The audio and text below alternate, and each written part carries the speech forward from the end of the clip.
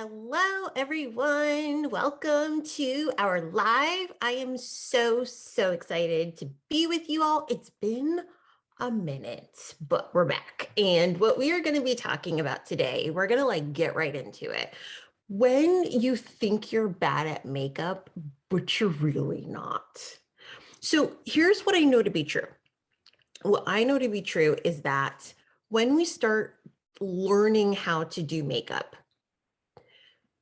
we kind of just grab bits and pieces of information from a variety of places, and we're not necessarily sure why we're doing what we're doing.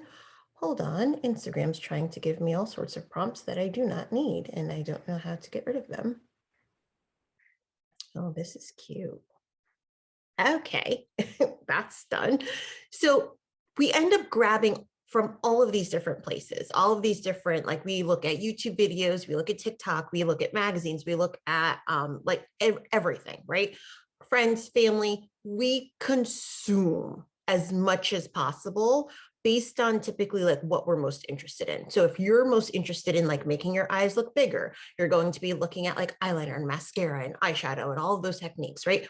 If you are trying to understand how to make your lips look fuller, you are probably going to be looking at lip plumpers and lip liners and lip glosses and all of those things. So across the board, we end up grabbing all of these things. We just start looking for information, resources, teachings, ways that we can learn how to do this stuff on our own.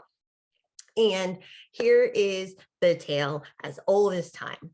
We go ahead and we try that technique. So let's say you find an epic YouTube video. It has, I don't know, maybe 400,000 views. And you're like, this is going to be amazing. It has tons of great comments. It is 5-minute fast to full lips. I don't know, I'm just making stuff up, right? But you are feeling really good because you're like, yes, that's the thing I've been looking for. That's the thing I need. We are going to make this happen. And you're feeling awesome. And so you watch the video, or if you're somebody who really likes to jump in, you just kind of look to see what materials you have. And then you just kind of grab what you already have in your collection if you have stuff. Or you make a list of exactly what they use, and then you put it in your Sephora cart or your Ulta cart, or you go to the store, you grab your stuff, whatever. Right. If you already have stuff though, and you are a jump in kind of person, you literally, while you're watching the video, get your stuff out and you are doing the step, the technique as you're watching it happen, because you have no chill and you just cannot wait to just get on it already. Or if you are somebody who wants to make sure you really understand all of the steps and you're watching along, you're like, okay, I get it. I got it. I'm understanding how this works. You're going to watch the video, and then you're probably going to grab your materials. And then you might watch the video again to make sure that you understand what you're doing. And then you're like, okay, so we do the lip liner and we curve it this way. And then we make it a little bit bigger, whatever, right? So you follow all the steps. And then you look at the result and you're like, they lied to me. This does not look like the video. I do not look like the picture. What happened? This was a catastrophe and I suck. That is often the conclusion that you reach when you try to do a makeup technique that you haven't tried before, or maybe you did try it before, but it didn't go so well. You're like, okay, I'm going to get it this time. And then you try it and you're like, that was terrible. I look ridiculous. And you conclude that you're bad at makeup. Listen, this is a no judgment space. So if you are hearing this and you're like, yup, you're not alone. Okay, it's totally fine. It's totally fine. You're totally not alone. What I want to make clear to you, though, is that you aren't bad at makeup. You just haven't had enough practice. Yeah, I said it. You haven't had enough practice. I want you to really consider, and I use this analogy a lot because it's one that a lot of us really understand. You know, when you go to get your hair done and for the first time, you get a fresh cut. fresh cut, they style it just right, and you feel like the most phenomenal version of yourself, and you're like, hot diggity, I look sensational. You probably don't say hot diggity, but like it just came out of my mouth. So there we go. That's the phrase we're using for today. Okay. But you feel amazing. You're like, I look so good. And then because the person who styled your hair was so great, you're like, it's the products. It must be the products. I need to get the products, right? So you buy all the products that they use, because clearly if you use the same products that they use, it's going to work, right? Like you're with me, right? We're all signing on to this story. We're like, yup, been there, done that. Yep. And then you get home and you're like, I don't even want to go to bed. I don't even want to take a shower. I never want to wash my hair. It looks so spectacular. I'm not going to do anything to it, but you eventually have to, right? You go to bed, you wake up the next morning, you're like, I'm about to live my best hair day life. It's going to be epic. And you go to do your hair and you're like, whoa, I am not a hairstylist, right? Suddenly you feel inadequate at doing hair. You're like, how did they get it to flip like that? It doesn't flip that same way. Or like, how did they get it to be so tight and perfect? Mine's not tight and perfect. Mine is poofy and wild, right? It just doesn't work out. But do you quit on doing your hair?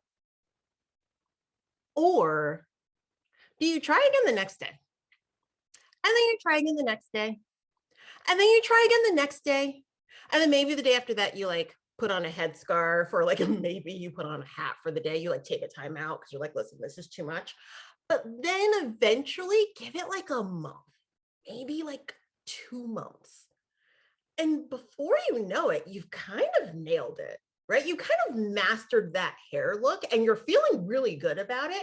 And now it's become your go-to look anytime you want to look like really cute and put together, and you feel really good about yourself because like that's your new look now. And you feel confident because you know how to do it. And you're like, oh snap, look at me. And you feel really, really great, right?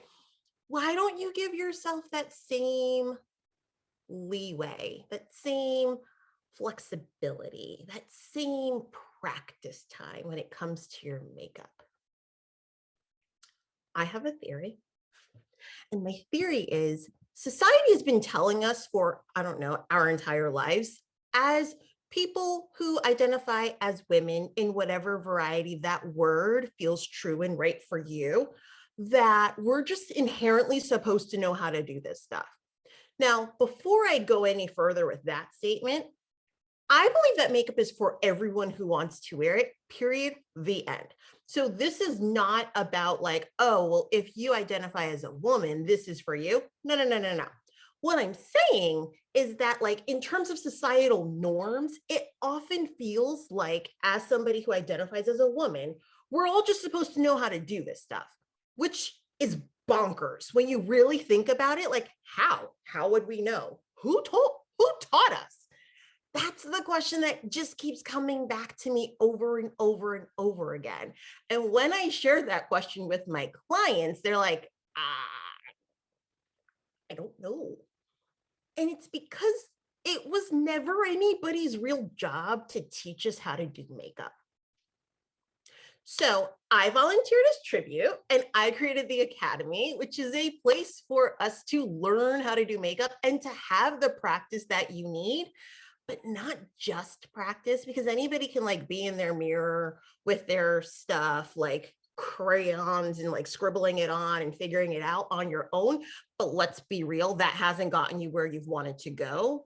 And it's because you don't know what you're doing wrong. It's not enough to know what you're doing right. And we're going to elaborate on this later on this week, but you also kind of need to know what you're doing wrong. And when you have guided practice from a makeup expert, hi, hello, that's me, you then get the corrections in real time to fix it and actually have success. And when you have success, that's contagious because it feels really, really good. And your confidence goes through the roof. And suddenly you're like, wait. You mean I can do this? And suddenly you're walking around like you are the warrior of makeup. You're like, I got this. I know how to do it. Oh my gosh, did you see this? You want to like tell everybody, you want everybody to suddenly look at you, your little kids that like don't know anything about you with or without makeup in the first place. You're like, look at my eyeliner. It's amazing. They're like, sure. Okay. You go to tell your husband or your partner or whatever, and they're like, you look great, babe. They have no idea, but like you as the person wearing it feel freaking phenomenal. So the Academy is opening on March 31st. It is, though, it's not for us adults. And here's the reason why. Like, we've had our chance. I help adults all the time. I'm going to continue to help you all in different ways. But when it comes to the Academy, like, I need to get in there with the teens. So this one's for y'all. This is for the teenagers. These are for, like, for those of you who are watching who have teenagers, like, this is for your people, right? This is an opportunity for them to not go through what we all went through, like not to be cobbling it together. You're probably watching your kid cobble it together right now. They're probably like dripping foundation down their face like they're a TikTok video, and you're like, please make it stop. I'm here to help. We are going to get them taken care of one step at a time, lots of guided practice, lots of fun, and compliments over comparison. So I will be back tomorrow to talk more with you about some of the common misconceptions around makeup and how you can make it feel fun and easy, and how teens are about to have the most epic time of their lives. I will see you all in the next one. And as always, stay fabulous. Bye.